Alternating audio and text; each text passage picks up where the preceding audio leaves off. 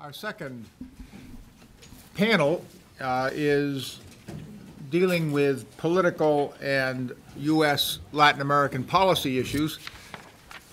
Again, looking at some of the aspects of the political and policy dynamics of the region that might help us predict or project or speculate about what may be happening over the next 50 years based on recent or historical experience in the region. And there'll be three of us. Each of us will take about 15 minutes to present, either from here or from the podium as individual preference dictates. I'm Scott Palmer, and I'll be the moderator of the panel. I'm also presenting, but we'll go in order of the list as it appears there. We'll have Riordan Roett, who is professor at the SAIS, School of Advanced International Studies at Johns Hopkins, and is the Johnson Professor of Latin American Studies there and Director of Latin American Studies. And I had the privilege of being one of his professorial lecturers during the time I was in Washington, and we developed a very close and productive professional relationship. He'll talk about the U.S. and Latin America, leader, follower, or bystander. Professor Roett. Sure.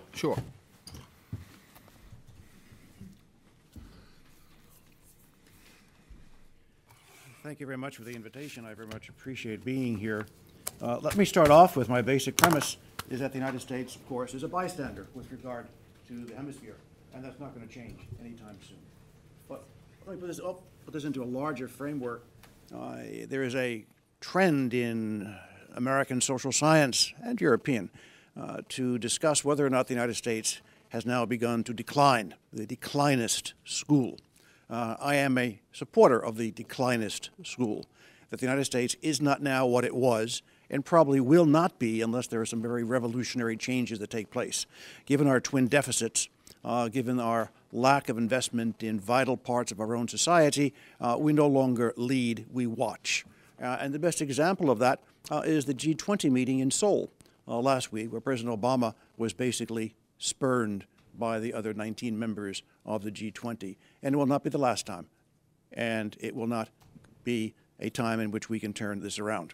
So in terms of the hemisphere, which is kind of boring because we don't really have much to do with the hemisphere anymore. The two key countries, of course, are Brazil and Mexico. We do have formal diplomatic relations with everyone except Bolivia, and probably will not have formal relations with Bolivia. We have an embassy, but it's basically empty in terms of policy in La Paz. The two important countries are Brazil and Mexico. With Mexico, we make a great deal of noise. The Merida Initiative, immigration issues, remittances, but there really is no policy in Washington with regard to Mexico because the Mexicans are dying because we consume too many drugs.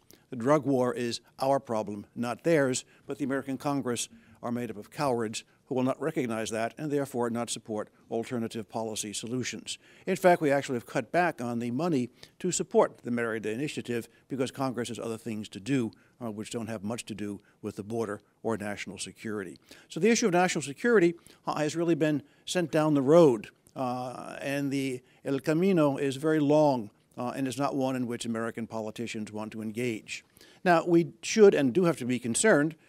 There was a nasty reference to the state of Arizona during your previous presentation, and I see more of Arizona coming down that long camino in the future, precisely because the American people, sensing that we are in decline, which is why we have a Tea Party, are not going to be very supportive of international interventions. They're concerned about domestic issues, and they, in a sense, are the know-nothing, do-nothing party with regard to international affairs. Now, there are a couple of other issues that are very important with Mexico.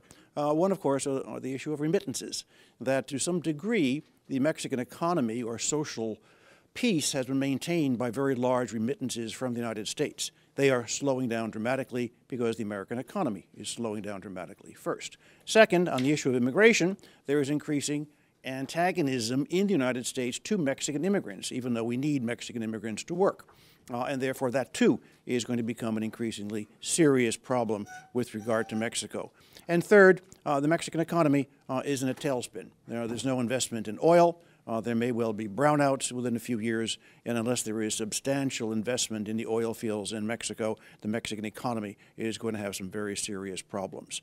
We also know with regard to China, there are winners and losers. Mexico is a big loser with regard to competitiveness with China. So that's the state of affairs with Mexico. We will say a great deal about Mexico, but do nothing about it. The second important country, of course, is Brazil. Now, we have a very, very strange relationship with Brazil. Strange is probably not the right word, but I'll use the word strange. Recently, Hillary Clinton, you all know who Hillary Clinton is, gave a speech at the Council on Foreign Relations in Washington in which she discussed American foreign policy. And part of her speech, she began to address regional issues. And she said it was very important that we maintain very good relations with Moscow, Russia, very good relations with Delhi. The president, of course, was going to Delhi, has just been there, and of course with Beijing and China. Guess what you left out? The B in BRIC. Now, I asked afterward what would drive the Secretary of State not to mention Brazil, and it was one simple issue, and we're a simplistic government at the present time, and it was the issue of Iran. As you know, the president of Brazil and the prime minister of Turkey flew to Iran to try to convince the somewhat wacky government of Iran to work with the United Nations on sanctions. But it wasn't so much the trip that Lula and Erdogan took, but it was the fact that Brazil dared to vote against the United States in the Security Council of the United Nations. Countries just don't do that. Well, the world is changing. Countries do that, as Chile and Mexico voted against the United States on the famous vote on the second sanction against Iran.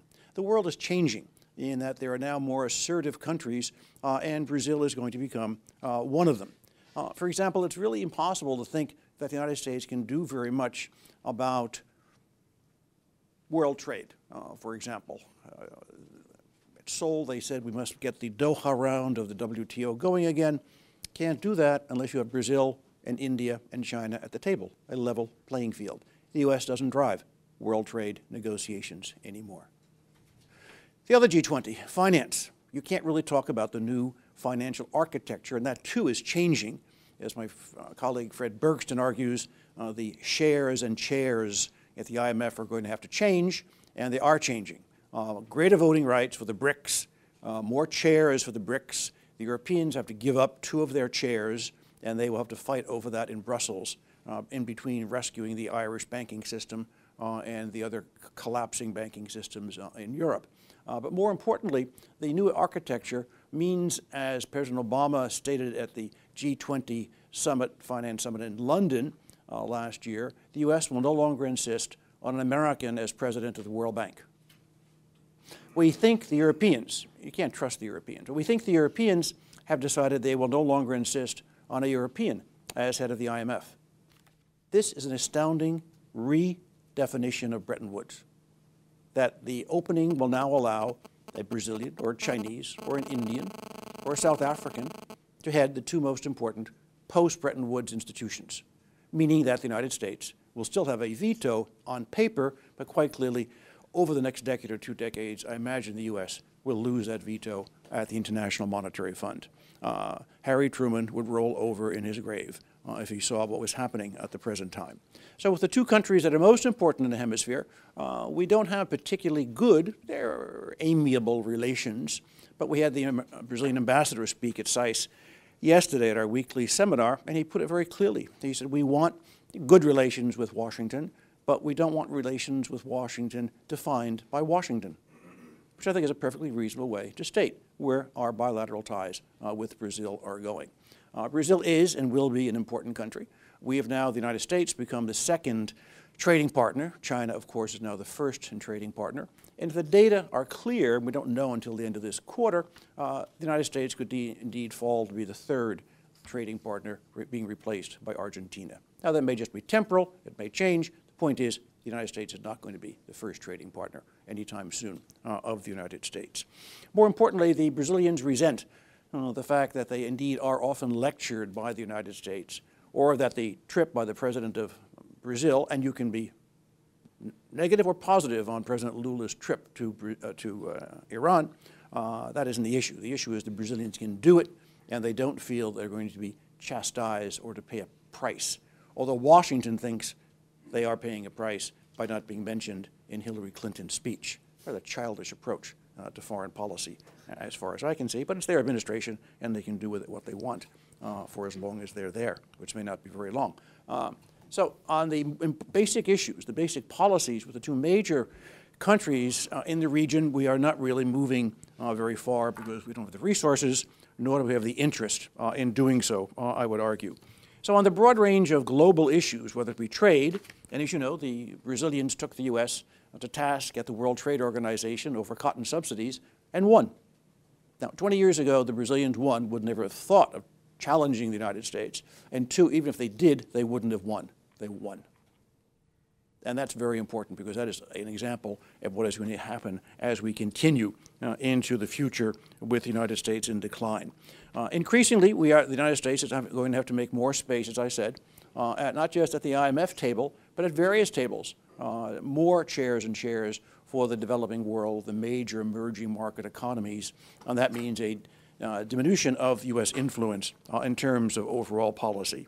The other issues that sort of confound us, Venezuela. The George W. Bush administration tried a number of times, flying down Condoleezza Rice, Donald Rumsfeld, to try to pressure the Brazilians to do something about Venezuela. And the reaction of the government of Brazil, President Lula, was, do what? Intervene in Venezuela? I don't think so. The sovereignty issue is very important for all Latin American countries, and the United States doesn't have a policy for Venezuela because we have no alternative energy resources to count on.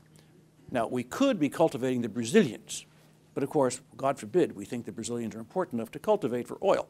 Although the Chinese did put $10 billion into Petrobras last year in return for a guaranteed 10-year supply of Brazilian petroleum. So, since we don't seem to understand that we could have had, it's too late, a hemispheric energy policy at one point in which Brazil would be an important part, as well as other countries, we are now dependent on Venezuela, with neither of whom can stand the other, each government, and of course on that democratic country of Saudi Arabia. On the question of immigration, the mood in the United States is turning increasingly sour. We are now more and more of an immigrant nation, as one of my colleagues said earlier, but we are a nation that doesn't recognize the fact that we are an immigrant nation. And we find this terrible backlash about which the federal government can do nothing. Now, the Arizona statute is working its way through the federal courts.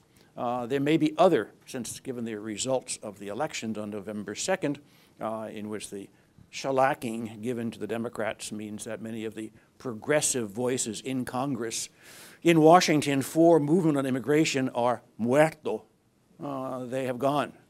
Que se vayan todos. And most of them have gone, as a matter of fact. And so therefore immigration is not going to be a particularly significant issue. Cuba, as you know, we were all very hopeful during the campaign as President or then candidate Obama said he would move on Cuba. Closing Guantanamo was one question, but also a series of other initiatives, which we thought was a polite way of saying the embargo was going to be addressed. Well, it's quite clear, 2 years now into the administration, there's no political will to deal with the embargo. Given the incoming Congress, there will be no political support for the embargo. You know, the chairman of the House Inter-American Affairs Committee will be a congresswoman from South Florida who is totally opposed to even mentioning the word Cuba, and therefore no possibilities for legislation on that. Also, no opportunities for me to testify since you can't stand me. So the Cuban issue has become an increasingly complicated one for us. I was speaking with Scott at lunch. The administration doesn't seem to imagine that when you fire 500,000 public sector employees in Cuba, you might want to have an equal sign, Mariel. No one's thinking about that either. That will cause, of course, if that were to come about, which I hope it doesn't for other reasons, an extraordinary policy crisis between the United States and Latin America, because as you know, the U.S. is the only country in the hemisphere that does not recognize the Cuban regime. That is not necessarily ideological, or in some cases it is, but it is very practical. It's all about the integration of Latin America and the willingness to integrate the region into one that is more important.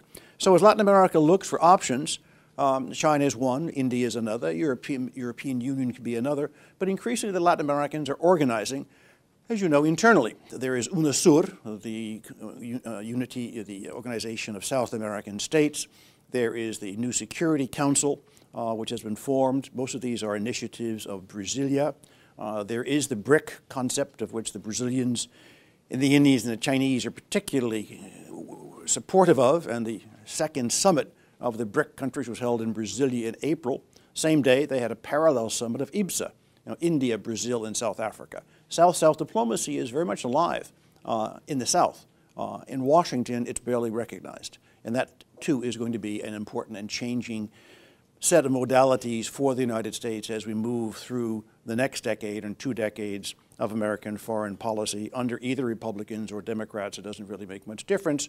As the economies of the world growing are in Asia and not in Europe or the United States, that has some very important implications for investment flows as well as immigration and a series of other important policy issues in which the United States seems to be less and less involved. Finally, the important issue here is that there is a denial in Washington, one that we are declining, and we hope it's going to be a nice British decline, where unfortunately we don't have the monarchy to cheer us up with royal weddings and that kind of thing, but a nice gentle decline, as Britain did after 1945. Or indeed we could find a man on horseback to come riding into Washington, or a woman on horseback to come riding into Washington to save us and to reverse all these terrible policies that have been put into place over the last 15 or 18 years.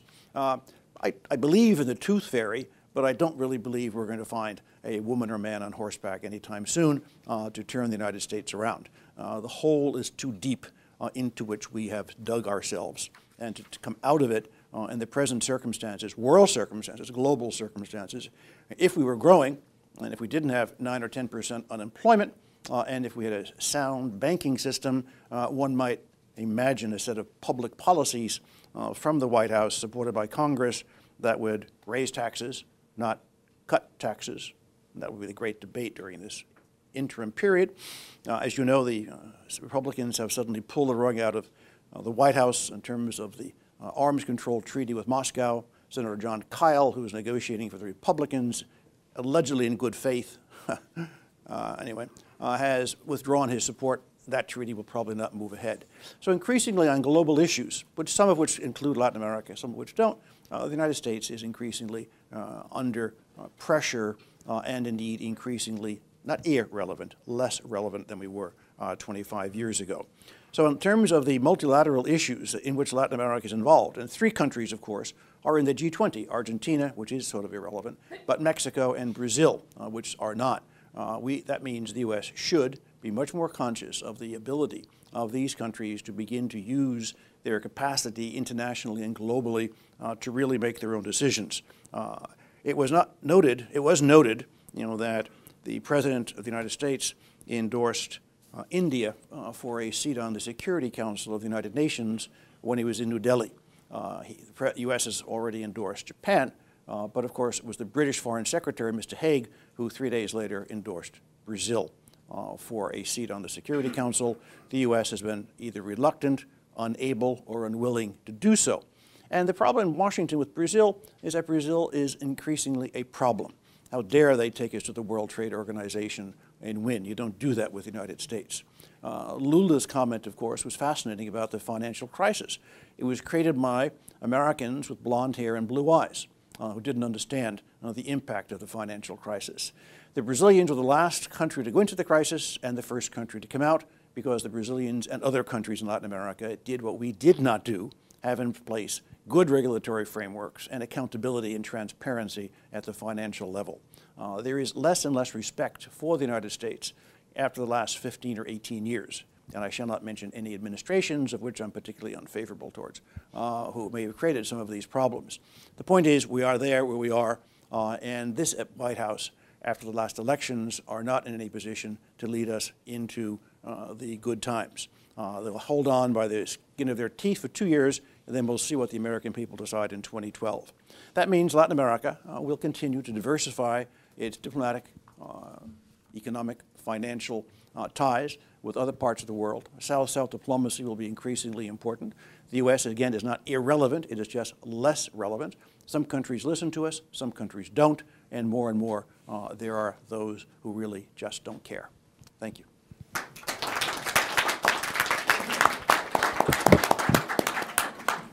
Thank you very much, Riordan. My job this afternoon is to try to provide a few comments about the political side of the equation, looking at the question: is democracy here to stay? And I think it's by way of starters, it's very important that we remember that where Latin America was 30 years ago, and that we appreciate and recognize the enormous progress that Latin America has made as a collectivity and as individual countries over the past 30 years. This ability to get back to a democratic process, this ability to get back to universal suffrage, or get to universal suffrage for the first time in the case of Brazil, in the case of Peru, among others, the ability to retain democratic procedures and practices through the electoral process over 25, 30 years or so is really quite remarkable. And to have accomplished this in the midst of the worst economic crisis that Latin America had faced since the Depression, I think adds some weight to the likelihood that these procedures and practices have a better chance of continuing over time than to succumb to some of the pressures that historically have bedeviled the continuity of democratic procedures and practices in the region. At the same time, we can note that recognizing the routinization that has taken place in virtually every Latin American country of democracy, we can still see that there are many challenges and difficulties that these democracies are going to face. And even though it is much more likely than not, projecting out 50 years, given international pressures, given regional pressures, given internal pressures of individual countries, that these institutions and practices are more likely to continue and to deepen than not. We still need to be mindful of a number of serious challenges that they face to a greater or lesser degree depending on the country. One of these challenges is the emergence of populist regimes in which elected heads of state progressively manipulate electoral mechanisms. A second challenge is the growing tendency to change constitutions in order to allow more than one successive term of office, which reintroduces this historic problem of continuismo. I'm elected, I'm important, I know I'm indispensable for my country, I must continue as long as I believe that I am important for the country. Thirdly, we have seen, in the context of routinization of democracy, we've seen a concomitant erosion of established political parties. Ad hoc political groups have proliferated in many countries of the hemisphere. These so-called flash parties that are organized just for the elections, and you don't recognize 3 months or even 3 weeks after those elections take place. The failure of a party system to retain or to expand or to deepen its levels of institutionalization over time is seen in most political circles as being a real challenge for the ability to continue to channel popular concerns and needs and demands up into the political system to get them resolved or dealt with in a manner that is channeled rather than ad hoc and potentially dangerous. And in this context, fourthly, we have seen a proliferation of local protest groups with the generalized return of electoral democracy. Part of it is the result of the restoration of open democracy itself and the opportunities it presents for civil society to seek access and satisfaction of multiple pent-up demands. And it is reinforced, paradoxically, by the establishment or the institutionalization of regional and local governments in a number of countries, so that you have a dramatic increase in the number of places that are contested in the national political system, because you have not just the national government, the Congress, you have regional governments, you have local governments, and you have people looking for access through the electoral process to those opportunities. So they give you an opportunity to participate, but they also create multiple tensions and tendencies to kind of break apart the national system and to create local groups with local interests and local demands within this wider spectrum. A fifth challenge, which has been mentioned in the first panel on development, and it's ongoing and it's not going to be resolved easily, is the ongoing debate in most Latin American countries today over the best balance between the role of the state and that of the private sector in generating economic growth, alleviating poverty, and in reducing income inequalities. Should the state be the principal engine of growth, sort of 21st century socialist, post-Marxist, 21st century socialism, or is the nation better served by one variation or another of the Washington consensus?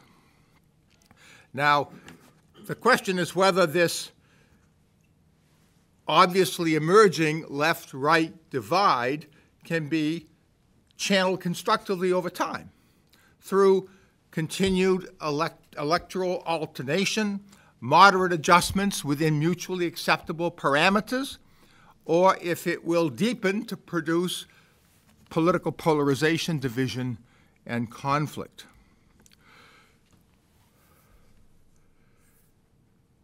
Can this democracy, which has been in place without a classic military coup since the Haitian coup in 1991, but with 10 of 19 countries normally considered Latin America having had, since the restoration of democracy, what we call an interruption in democracy, an imaginative resolution of the status of an elected head of state where he is removed from office and replaced by someone before his term has ended, if this process is going to continue. Now, can it be consolidated? What are the concerns that we see projecting outward over the next 10, 20, 30, 40 years over the likelihood or not of consolidation of democracy or a continuation of this routinized but unpredictable, interruptible democratic practice in the region? And there are several grounds for concern. One is the massive increase in criminal activity.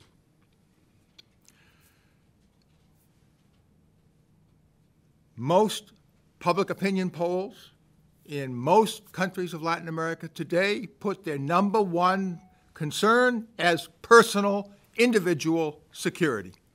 The United States has contributed directly to this insecurity, and this is the second element of concern, by returning thousands of undocumented immigrants, often members of criminal gangs or presumed participants in illegal activities, to their home countries.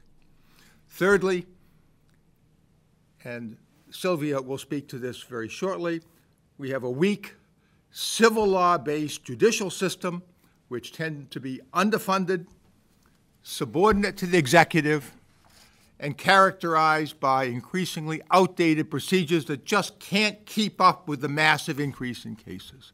So you have a question of, can a rule of law prevail? Can you get access to a court system when you have an issue or a problem that needs to be resolved? Fourthly, you've got the widespread problem of perceived corruption in the region. While some political scientists have said that there is a certain functionality in corruption, most of us believe that that is not a way that democracy is going to be consolidated. It won't be consolidated through continued corruption and greasing of palms in order to get things done, or not done, as the case may be. So there are only 3 countries in Latin America under the Transparency International's Corruption Perceptions Index that are in the ballpark of, quote, acceptable levels of corruption, up in the standards of presumably the world community, and those are Chile, Costa Rica, and Uruguay. Everybody else falls below the line, and to different degrees, several of the Latin American countries are at the bottom of the pile and have been there for some time. And this obviously, the perceived corruption, however real or imagined it may be, creates popular indignation and weakens support for electoral democracies of which its members are a part. The fifth challenge to the sustainability of democratic practice is this approach to governance that continues too often to rely on the capacity of individual political leaders to impose their personal priorities on political procedures and practices. This is what Guillermo O'Donnell calls delegative democracy, where elected heads of state take it upon themselves to use their executive powers to manipulate democratic procedures, to expand their authority, and to perpetuate their mandates. Finally, there are some other factors that will affect the sustainability of democracy. Some of us have already talked about some of these. One is the role of individual countries.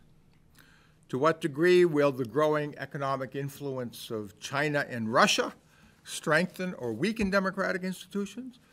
Will ties to Iran in the guise of strategic alliances affect commitments to democratic procedures? Can the United States, Riordan's already answered the question, but can the United States play a constructive role? Or does its recent failure to respond to the latest democratic interruption in Honduras denote a loss of commitment to basic principles which most Latin American governments can agree on? Fourthly, will Venezuela's use of petroleum resources to expand its influence through the use of concessional oil prices, will that offer incentives to participants to sacrifice democratic practices for economic advantages? And finally, is it possible for Brazil to use its diplomatic prowess and its growing international stature that we have heard about from both the economists and the policy folks to serve as a democracy reinforcing regional counterweight through its activities and its operations? Well, how these questions are answered will give us a sense of whether the democratic transformation of Latin America, which has evolved over the past 30 years, is capable of being sustained over the next generation and beyond. Thank you.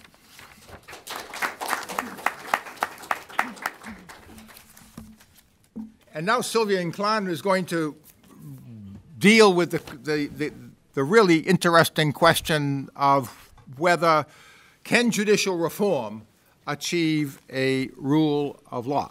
And Silvia Inclán, whose PhD is from the Political Science Department here at Boston University, is teaching and researching at the National Autonomous University of Mexico. Silvia. Thank you. When asking ourselves this question, can judicial reform achieve a rule of law in Latin America? Our immediate answer would be, well, we started out with such an effort 15 to 20 years ago, and in very many aspects, the region's countries failed to reflect a state that could be by any means be called or described under the rule of law. So important deviations going from suspensions of courts to widespread impunity to lack of access to justice of important groups of society seem to be more the norm than the exception in the region.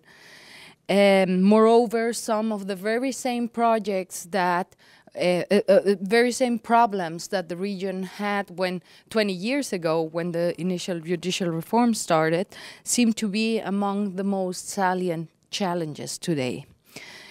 So asking ourselves this question of whether judicial reform can achieve a rule of law means, of course, first revising what has been achieved with the previous projects, clarifying the previous objectives and expectations, and addressing the new challenges.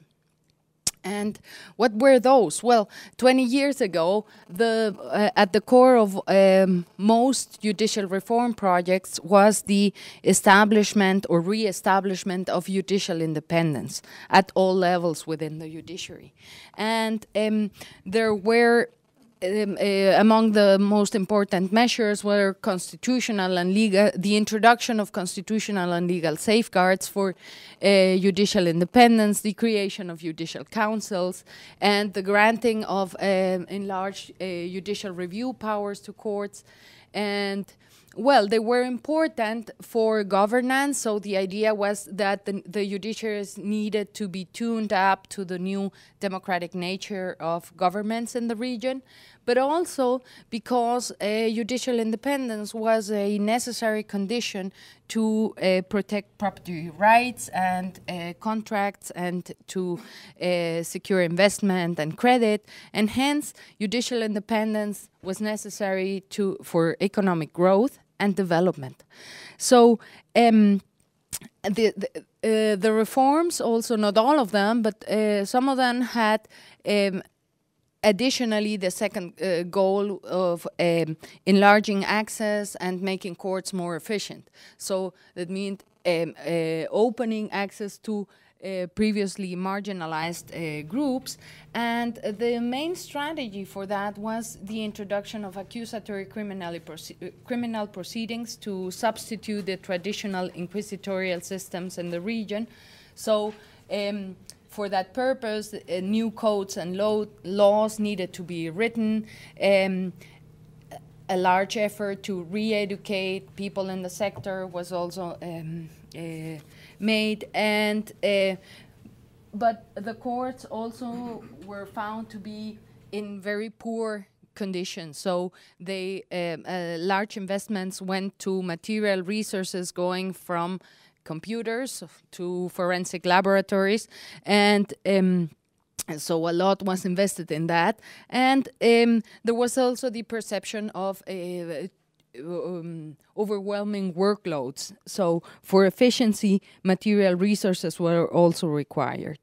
And more recently, judicial reforms have a new aim, which is the protection of group rights. So, and that has been done rather on a case-by-case basis with the introduction of alternative dispute resolution mechanisms, but mainly from counseling from NGOs, the World Bank, the United Nations commissions for legal empowerment of the poor, and for the protection of property rights of poor and mainly Indian groups to land and resources. And, well, how successful were we in 20 years? In terms of judicial independence, we can safely say that stronger and more independent judiciaries have, to a fair extent, been established in the region.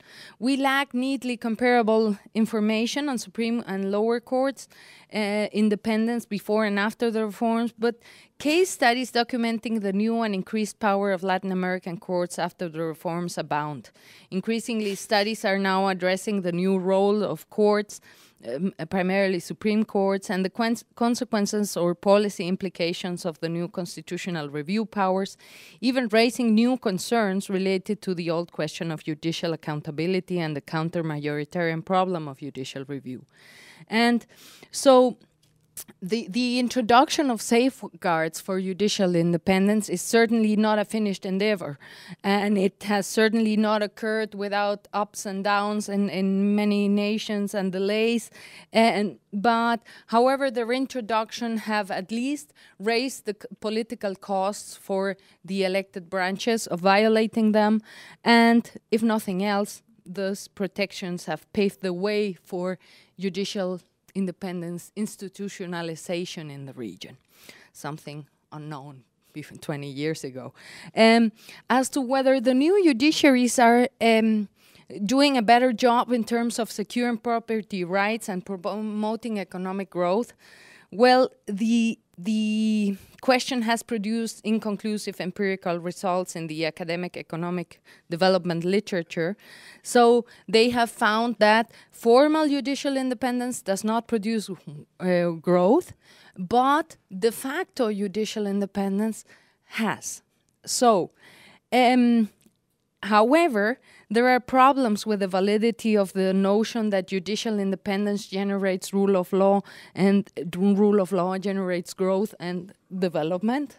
So, well, there are a number of problems. One of them is, of course, that other variables affect growth and development more than judicial independence, but also because the data are mainly based on opinions, just as they were 20 years ago.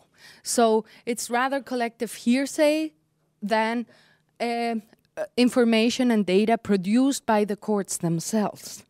And this, when these studies use information produced by courts, then it is only based on Supreme Courts. And most of the protection of property rights occurs at lower courts. And of that, we really don't have useful information. As to the results of the effort to endow the region's branches with larger physical and legal capacities for justice procurement show also mixed results.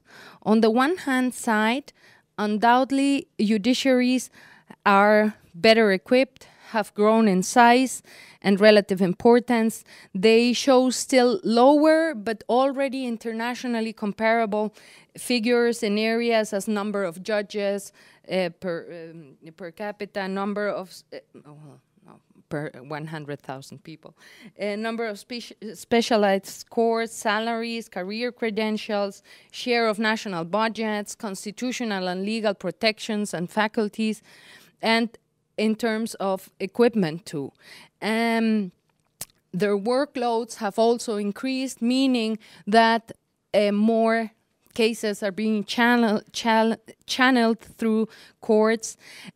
However, many experiments with accusatory criminal procedures and ADRs show an insufficient effort to re-educate the sector staff. So despite having new codes and new system for accusatory criminal proceedings, the sector still manages cases the way they did before, even in violation of those laws and courts. So those results are disappointing. However, not all experiments with trying to enlarge access have disappointing results. There are other the accusatory criminal proceedings have been successful, however, at the very small scale. And there are also, at a more larger scale, other successful examples like the tutelas or the amparos or small claim courts, in Brazil, in Costa Rica, and in Colombia. And so on the third goal, the protection of group rights, it is still early to estimate the result of reforms. The movement is relatively new and is largely being carried out on a legal case-by-case basis. So it should be noted, however, that the logic of such moves largely runs in counter direction to that of promoting the protection of individual property rights, at least at face value. Clearly so, a discussion of the constitutional rights to property of land and resources, their use, exploitation, administration, and selling is one of the big challenges today.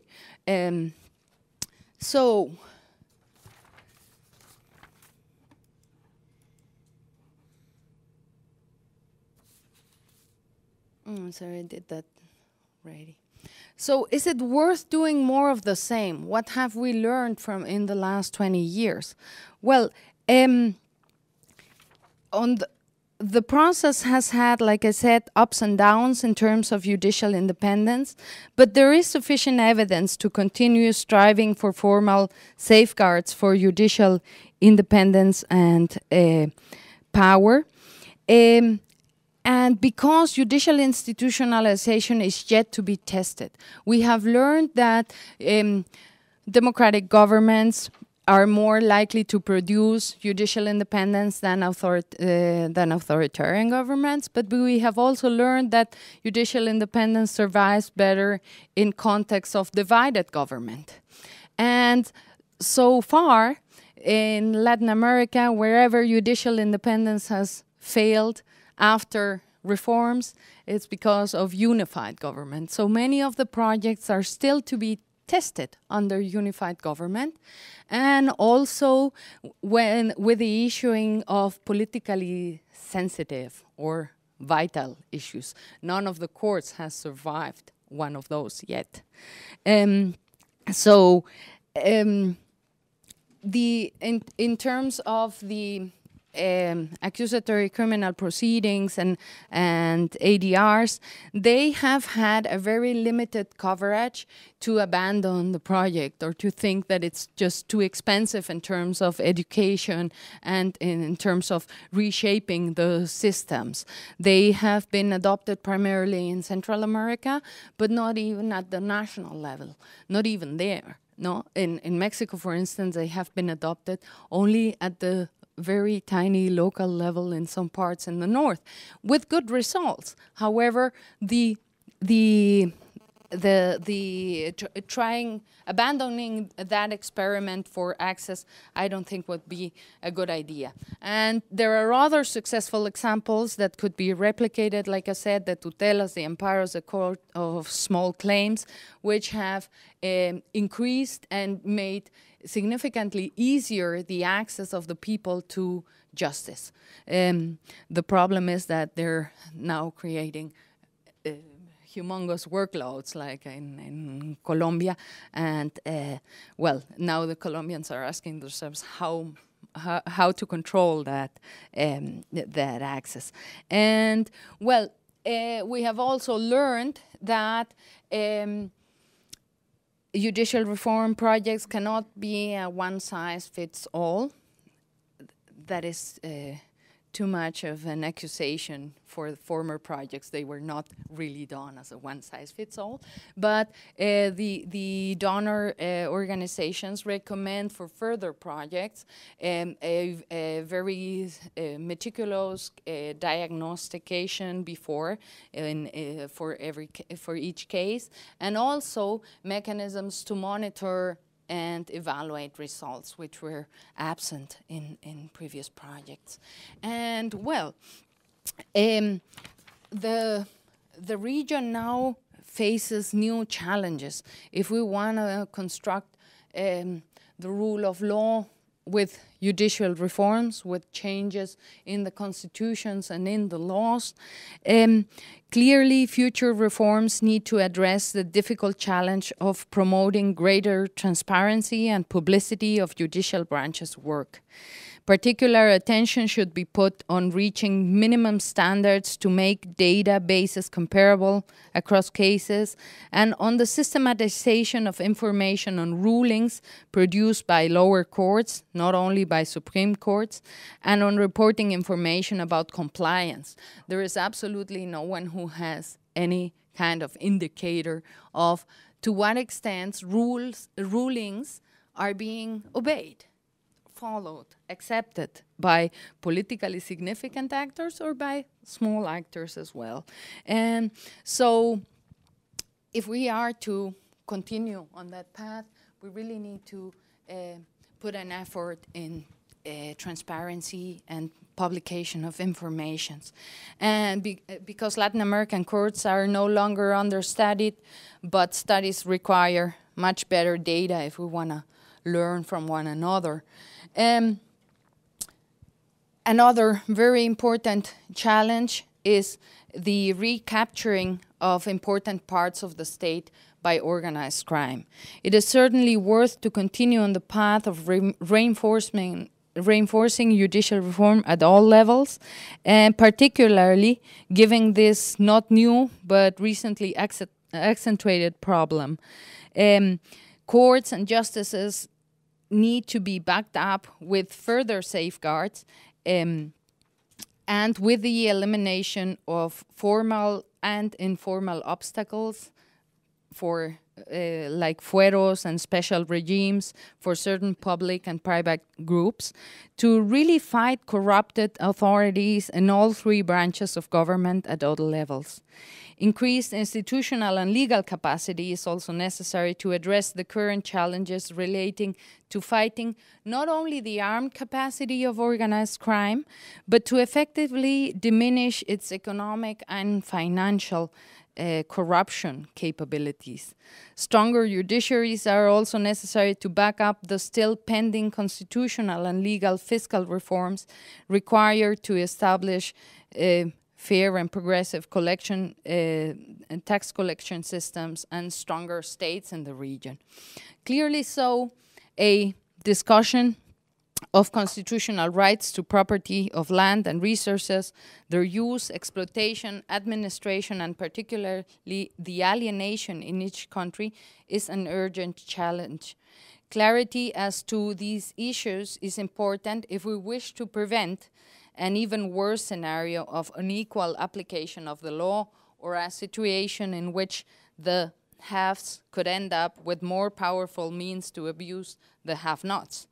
So before paying further lip service to the promotion of group rights, a serious discussion in every Latin American nation should take place in terms of clarifying whether the state or the group is the owner of the land, of the resources, of their use, and before we move into unplanned or socially undesirable directions in the area of natural resources management. And so today there is no longer this momentum that we had 15 to 20 years ago of judicial reform. However, judicial branches in the region are still in serious need to be backed up legally and constitutionally. And we know the projects were oversold. Establishing a constitutional mandate, creating a law, does not produce good courts and justices automatically. However, it is a necessary, if not sufficient condition, it is a necessary condition, and we certainly need to go on working on that, and hopefully with the backing of the United States agencies and the financial organization and donor community. Thank you. Thank you. Well, we have some time for questions, comments, and also we'd be happy to hear from folks, and I gather there'll be a microphone that will go around. We'll take, as before, a few questions, and then we'll answer. Kevin, why don't you start? Thanks. That was great. I couldn't agree with Professor Roett more, but I'd love to hear the other side of your story. I mean, on the one hand, I would agree that we've been a bystander.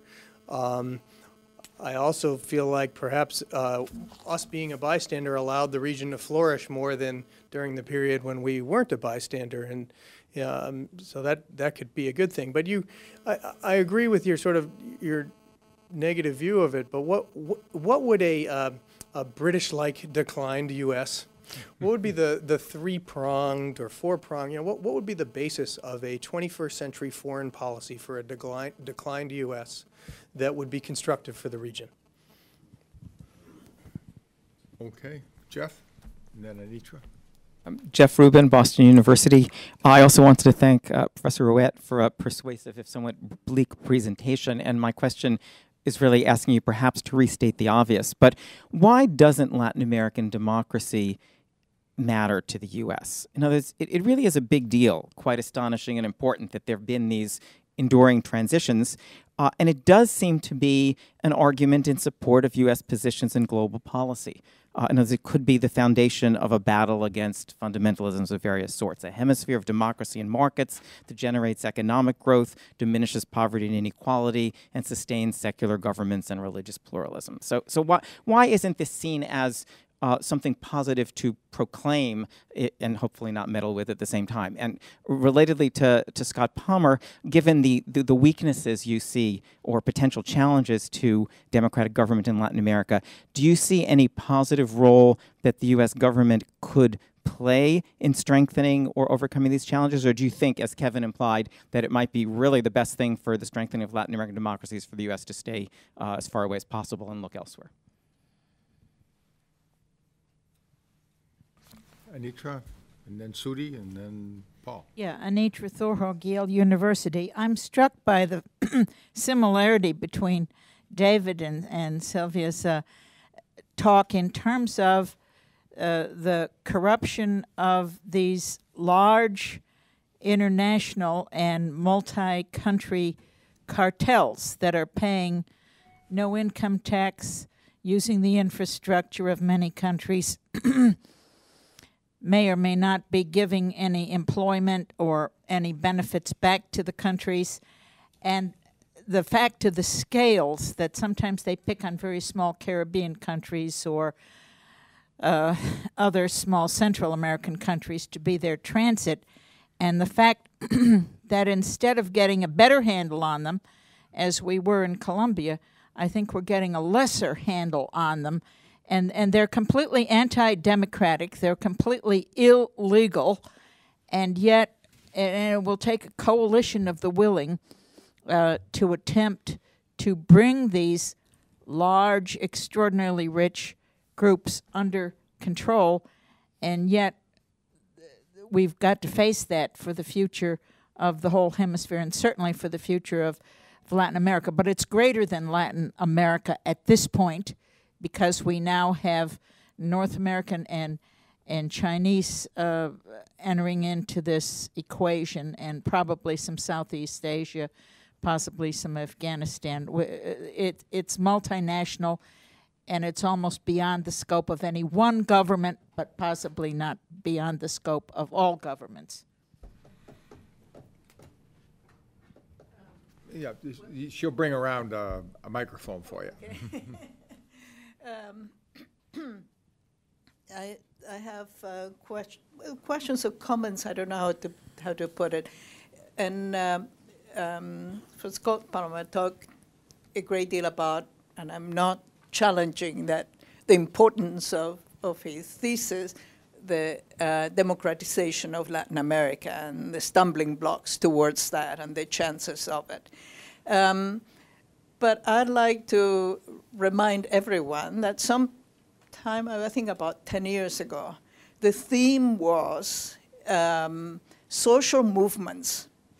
And some of what we see and discuss is really have emerged out of certain social movements, and see them both as we should look at what they have done, and even though they're trying now to rigidify their governments, but what in fact, what restructuring has some of those social movements, for better or for worse, achieved. And one other aspect of it that actually came out in Silvia's paper is the growth of NGOs. And that network of NGOs is really, as you pointed out, making possible to challenge certain judicial decisions, but also to bring information and to bring, you know, it's the social capital of many Latin Americans. And what, in other words, my question is, if you introduce that level of analysis, what would you say are the hopes for at the moment, you know, reintroducing? On Silvia's is not challenging anything you say about the importance of an independent judicial system and efficient and effective. I don't have any questions about that, its role. But in a moment of transition, there is something else that I think is important. I want to know how you react. And I apologize, you might have said this, but I have trouble hearing, and I missed some of your words. You spoke softly. And is that in periods of change, actually, what is very important is not to have clear judicial rules and to be able to defend property and contracts in particular, but how to change contractual relations. That is important really for the growth of export industries, that they're facing moments of critical transitions, that they're changing relations between they're changing the structure of their firms, they are subcontracting and passing on, and they're establishing new relations with new entities of which they depend on, subcontractors, for example. But to be able to determine an effective relation, subcontracting relation, you cannot appeal to courts. Because in fact what you want is a very flexible relationship with your subcontractor, but at the same time build trust in that relationship. So what you do is you stay out of courts, both, you know, the contractor and subcontractor, try to stay out of courts and find ways of dealing with those relations. That to develop very rigid legal system sometimes can be negative. In some areas it can be positive and sometimes can be negative. Well, those are my two comments. Thank you. Paul, did you want to ask a question? Yeah. We'll let Paul and then Dylan. And are there any of the students that want to ask a question before we start answering? Okay. Yes, Paul and Dylan. Okay. Paul Hare from BU. I just wondered how far Professor Roett, Professor Palmer think that competition and rivalry has affected the development of Latin American development, but also US policy towards the area. It seems to me that in many instances one could point to anti-Americanism as perhaps the only factor that a lot of the countries have had in common. Brazil, the Americans have obviously had a choice between Brazil, Argentina, Mexico, Colombia. The Security Council permanent seat is obviously a specific instance, because if you choose Brazil, you upset the other three. President Bush, in fact, did the de facto decision of starting the G20 and inviting all three of them to attend, to have a big seat at the table. Brazil, one could argue, and there are repeated references, I think, in Hillary Clinton's speeches, President Obama's speeches, Brazil take responsibility. They say the same to India, they say the same to China. And of course, when Brazil voted against the Iranian sanctions, they weren't only voting against the US, they voted against China and Russia as well, who had backed the resolution. So there seems to be some excuse. I agree, Professor Roett, it's a very timid policy President Obama's embarked on, but it does seem to me there's some reason for it, and that perhaps accounts for the slower pace of regional integration in Latin America as well, compared to, say, even Africa or Asia in the steps that regional organizations have taken. Thank you. Final? Yes, yeah, it was... Again, I'm coming at this from more of a non-specialist angle, and I suppose that's why I feel in some way compelled to adopt the sort of absurdist and maybe devil's advocate viewpoint, and that is to ask a question that may be, to what extent is it effective to look for a repetition of similar political structures that we have here in this country, and to seek those things and seek development of these things in Latin America.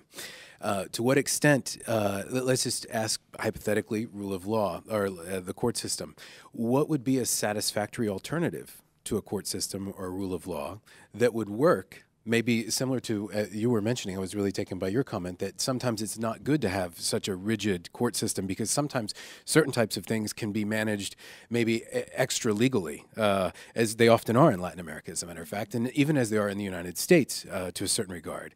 My question is are we attempting to sort of project a sort of absolutist and almost normative political structure and demand that it conform to this, almost at the expense of being able to recognize possibly other ways in which these types of conflicts are managed within a political and cultural realm that is in some significant ways very different from the one here, and that sort of takes me to the question of the sort of top-down populisms that Scott Palmer mentioned.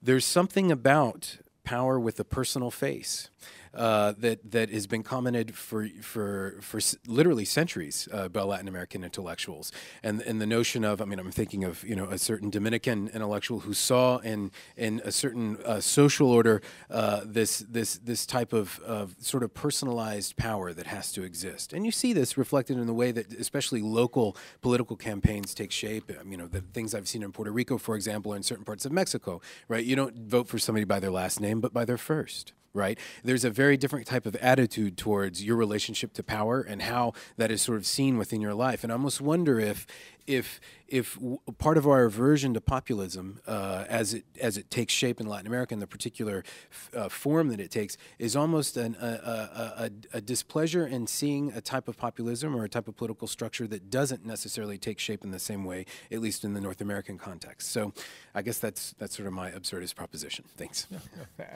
Yes, final. This is a different version of the same question, Scott. You wouldn't throw together El Salvador, Guatemala, Brazil, Argentina, and Chile when you were talking about their relations with China or their economics. Do you think the remarks that you made about the threats to democracy apply equally, for instance, to Brazil, Argentina, Chile, as they might to Nicaragua, Guatemala, El Salvador? Okay, we'll try to answer those and Mexico. in the next 8 minutes. Reed, why don't you start? I'll try to start at the top and maybe end at the bottom. A declining U.S. Again, slow decline. We're not going to collapse. although there are doomsday people who say if our deficits keep growing, there will be a kind of collapse, financial collapse, and there's no court of last resort. One, for example, it took us 11 months to approve my friend Arturo Valenzuela as the Assistant Secretary of State for Latin America. It took us 10 months to approve the new U.S. ambassador to Brazil. Unacceptable. But the White House would not put any weight behind either nomination because one of those idiot senators from the South had placed a hold on both nominations. Now you could argue, all right, throw the guys into the fire and find some nice neutral people you could send down. But do one or the other, and the White House did neither. Second, Mexico. One of my former students is the Mexican ambassador to Washington, Arturo Sarocán, and Arturo's had a series of lunches and dinners over the years, and one struck me very much when the Attorney General came up, and I asked him, what 3 or 4 things could the U.S. do to help you fighting our war in Mexico? He said, stop the guns. But of course we can't stop the guns because the American Constitution allows all of us to carry guns and kill people. Second, especially the 1,600 gun shops along the border with Mexico. Second, money laundering. But of course we can't open bank accounts because there's laws to protect the privacy of bank accounts. Third, he said, stop the chemicals that go from the U.S. through third-party countries to Colombia to process the stuff that then comes back to the Caribbean and Mexico. We couldn't do that. That's interfering with international commerce. So I'll give just 2 others. One, immigration. Now, one might imagine a White House and a Congress that had the imagination to think about a reasonable position on immigration. They're all out to lunch. They're all afraid of the issue. They're running away from it. And finally, small things make a difference. I mean, I'm not big on hub and spoke trade agreements, but it would be symbolically important for the White House and the Congress to get together and approve the damn Colombian and Panama free trade agreements. I mean, why are we giving billions to Colombia for Plan Colombia, and we can't approve a dinky free trade agreement? And believe me, it's not a great deal to either Colombia or to Panama. But those are symbolic things, it seems to me, that we really should be doing. Second, any understanding in Congress or in the White House of the impact of QE2, the qualitative easing on the economies of Latin America and the appreciation of their currencies. That's more dangerous in some ways to democracy than many other issues if it goes too far. But my other student, Tim Geithner, is absolutely mad on this issue, and he got it full of it in Seoul, as did the president. They won't change their policy because the U.S. is exporting our problems, as we always do, to the developing world. We've done this time and again. Think back to Paul Volcker under Jimmy Carter when he came in to save our economy, raised interest rates, which created, of course, the debt crisis of the 1980s in Latin America. Variable interest rates. Students never forget, read contracts, variable interest rates. Don't ever sign a contract with variable interest rates. Third, I think we don't pay much attention, in Washington does, and I do, of course. One, there's no nuclear power in the region. Now, this is not Pakistan, India. There are no real ethnic conflicts. There are ethnic issues, but no ethnic conflicts. I mean, India could blow apart because of ethnicity at some point. There are no border disputes. Once in a while there's a rivalry, but there are no really important border disputes. So those kinds of issues really don't exist in the region, and therefore I think policymakers don't pay much attention. Finally, there's never anybody, and I've been in Washington a long time, there's never anybody above the Assistant Secretary of State who knows anything about Latin America. You can't tell me, I got there in 1973, a major policymaker who spoke either Spanish or Portuguese had spent any time in the region in any political party, up to the Assistant Secretary and below, of course. Above, they're all Middle East specialists, Soviet Union specialists, Japan specialists. You go down the line. There are no Latin American specialists. And if you don't have someone at the top arguing your case, it doesn't get argued. Believe me, I've had enough students in the lower ranks who write this many memos a day, and they all go where at the end of the day. So those are some of the issues, I'm afraid, that frame what's happening. On the quality of democracy, oh yeah, we love democracy. The United States loves elections. I remember in graduate school, I was always being told the greatest example of democracy in Latin America is Venezuela. A.D. and Copé. Perfect democracy. Of course, they were kleptomaniacs running the country. They stole everything the country produced and finally collapsed and led to Hugo Chavez. But until the very last, the United States was supporting Venezuelan democracy as a model for the rest of the hemisphere. We love elections, and AD and Copé always had elections. Always, and they always elected the same people, over and over again, which was a major mistake as well. I'll stop there. Well, you said a lot. I'm probably because I haven't spent as much time in Washington as Riordan has. So I have spent time in the government. You have. And was there for 12 years and did see a variety of regimes. I'm much less cynical about the process, partly because it's Riordan focuses correctly on U.S. policy and so forth. But if we look at the range of instruments, the range of institutions, the range of organizations that relate to Latin America, the U.S. government is only one actor, or one actor with 50 fingers. We have the private sector, we have the whole NGO community, some of which is related to U.S. government, but we have all these, this multiplicity of contacts and relationships. So what I think we need to see in terms of U.S.-Latin American relations is not just how ascendant or descendant or in decline, benign or and slow or rapid and disastrous, but rather how the array of institutions and organizations relate to the region. And I think what we can say about that writ large is that it's been an extraordinary proliferation, an extraordinary expansion of ties and relationships. Since 1980, if we look at the amount of investment, if we look at the amount of trade, if we look at the amount of the NGO relationships, all of which have a huge effect on different pieces of the region, I think we would recognize that it's an extraordinary complex relationship, and one which has some really tough areas. In the policy area, I couldn't agree more with the kind of things that Riordan is concerned about. But in other areas, there seems to be a very robust relationship. And in this context, I think what is extremely healthy, I don't see it as a problem.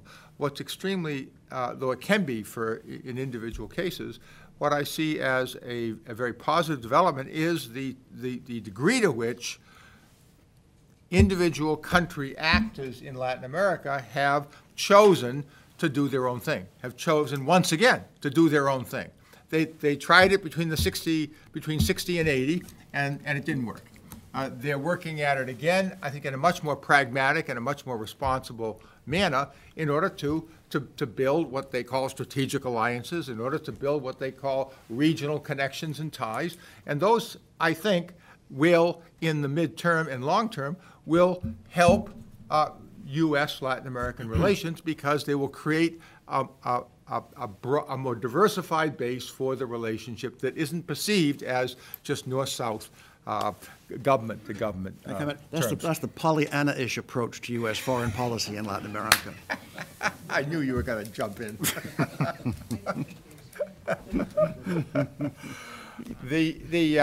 Now, as far as some of the specific questions that were raised by different people, it's the role for the United States government with regard to democracy in Latin America,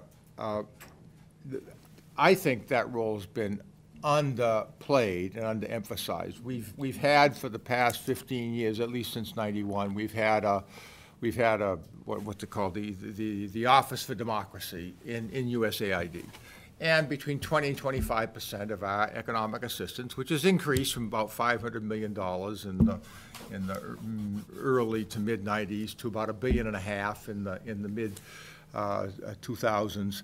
About 25% of that has gone for various kinds of leadership training, for democracy training, for local decentralization initiatives, for election support, for the whole judicial process, in ways that I think have a not terribly visible impact, but which quietly help to build a new generation of leaders, of competent leaders, that help to build an institutional fabric that is likely to be sustained, helps provide for significant efforts to improve the judicial process.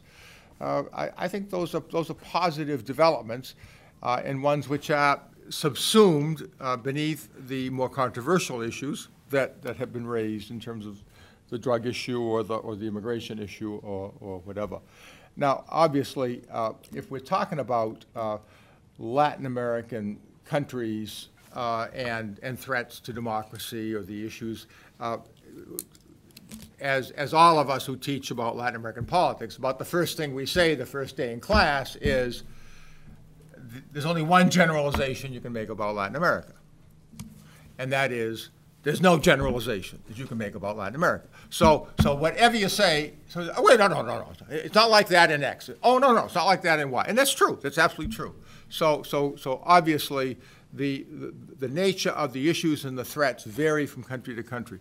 But the most positive development that we can see generally is that as of today, every single Latin American country has done something that before 1970 they could not do, and that is to elect oppositions to power through elections and to have those results respected. That every country's done that now. Chile was the last country to do it after its return to democracy with Piñera just in the last few months.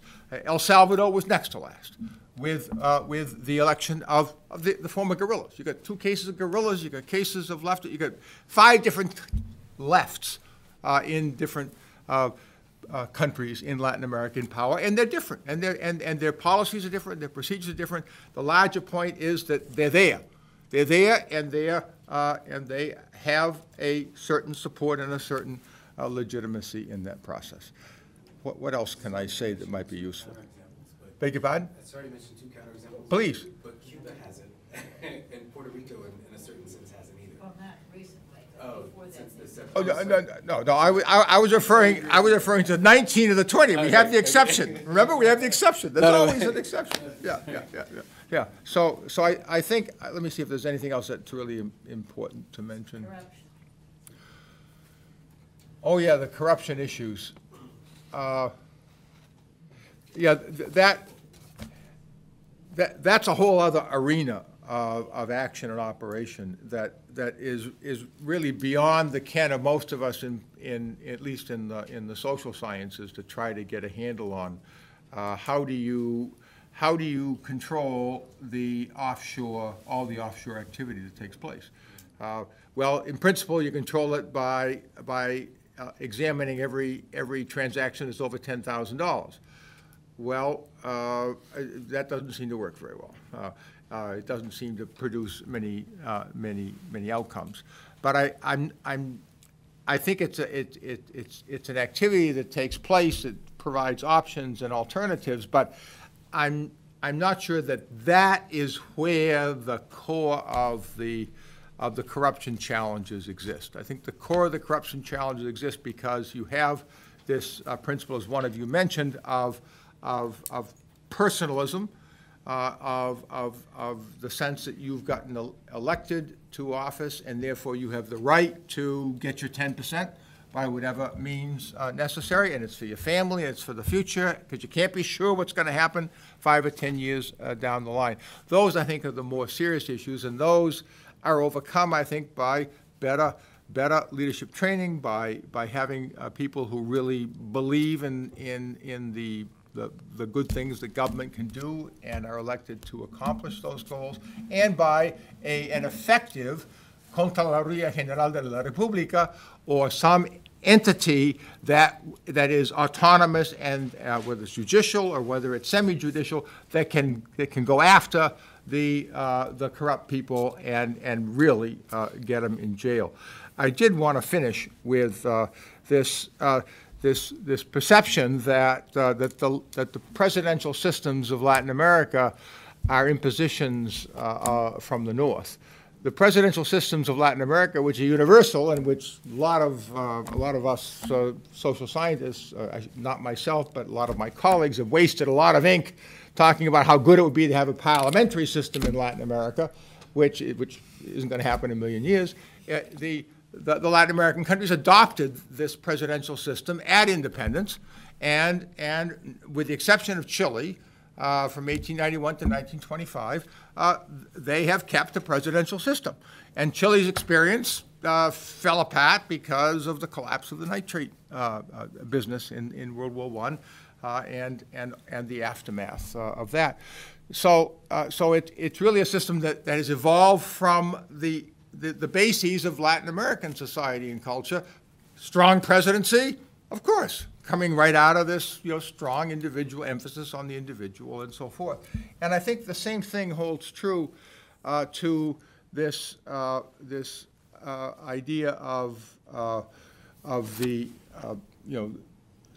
so-called top-down populism and personalized power. And our aversion to that related to some conceptualization of cultural or political superiority. I wouldn't say that. I would say that populism, personalized power is objectively speaking, is not conducive to routinized, institutionalized, consolidated system. It is inherently unstable because of its personalistic nature, and therefore one has to be very careful with that. 6 words. Marina Silva, Brazil. Enrique Ominami, Chile. That's the future. We hope. We hope. If that is the future, we're okay. If it isn't, we're in deep trouble. Well, we need to let Silvia No, it's okay. It's the question I have, but let me summarize it now. Put it as what in Latin America. Oh, social movements. Yeah. Well, but more important is the network of NGOs that are true. And true. Whether this Latin America now with these new in these new times, this new Latin America with a very healthy NGO movement, would it be different regardless of what, regardless of the weakened? No, what you said is very important, and I think in the context, as we discussed, of the sort of the crises of institutionalized political parties in many places, what you've seen replacing them or substituting for them or simply being in place to fill the void are with what we have is essentially total involvement, at least presence of the national population in the national system, which we didn't have historically. We have a concomitant proliferation of groups and organizations and people, what I call informal politics, that get themselves into the system through actions, through protests. Sometimes parties or institutions or governments can respond. Sometimes they don't. The tendency on the and the problem that many unitary governments have is that they are so used to running things from the center, and they are so used to perceiving themselves in positions of responsibility as knowing better than the local folks what should be done. They don't respond, they don't react until something blows up, and then they make an adjustment. And that's happening more and more because there are many more social local groups and organizations around to do that. Some of them are very constructive, some of them are not necessarily constructive, but they're there in part to deal with issues that political parties or other channeling organizations have not done a very good job with. Let Silvia speak now. Yeah. Sorry, Silvia. No, it's okay. It's okay. First, I'd like to say a word on the rigidity of the system. I think I did not mention that word. However, I mentioned strong states. And strong states has an association with our authoritarian past. But what I mean today is that we do need stronger states in Latin America. We do need stronger states backed up by strong judiciaries, because what we see in the killings every day in Mexico is the capturing of fragments of the state, of the executive and the legislative, and the judiciary as well, being captured by one group, and when they are contacted by the other group, then they get killed. That's most of what is happening there. And so we do need to back up all, not only judges and justices, but all the staff in the sector, in the justice procurement sector, to be able to fight those corrupted authorities in an effective way, to really bring them to justice or get them out of the system.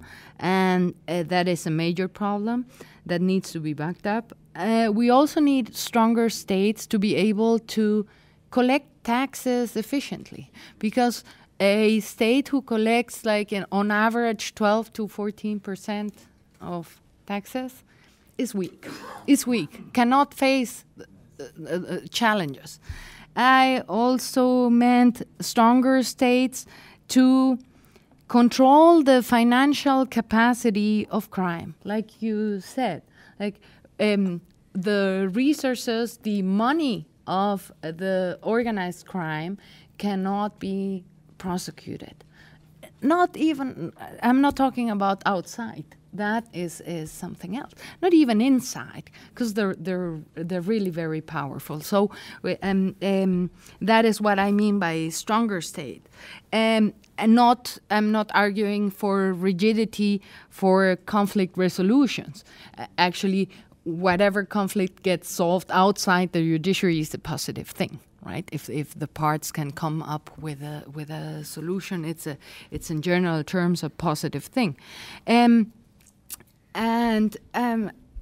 As of international scale, the international scale of corruption, well, that can certainly not be fought with judicial reform in Latin America, right?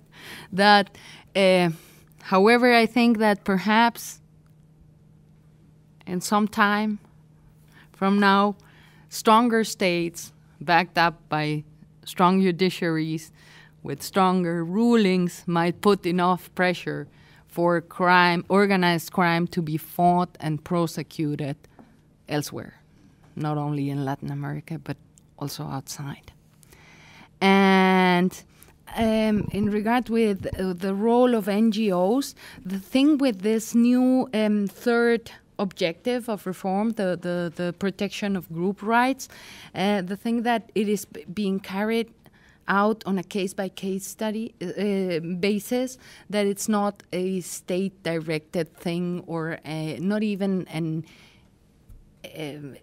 NGO-directed thing. It's really just different cases in which NGOs back up and give the guidance and the counseling that the people need to fight for their property rights, but sometimes they pull in different directions, and the results are not always beneficial, not even for the group that they're helping, because they might have been protected by ejido property, like in Mexico after the revolution, no? When this relationships changed, no, in a time of crisis, and then the ejido got established, and then they get the right to the land and to the property and to the use of resources, and end up selling it to a large company.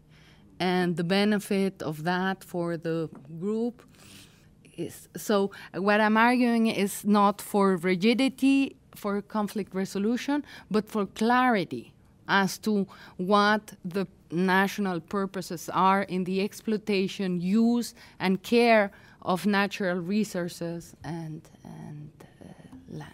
Yeah? So, thank you. Okay, thank you very much. We have abused your time. We appreciate it.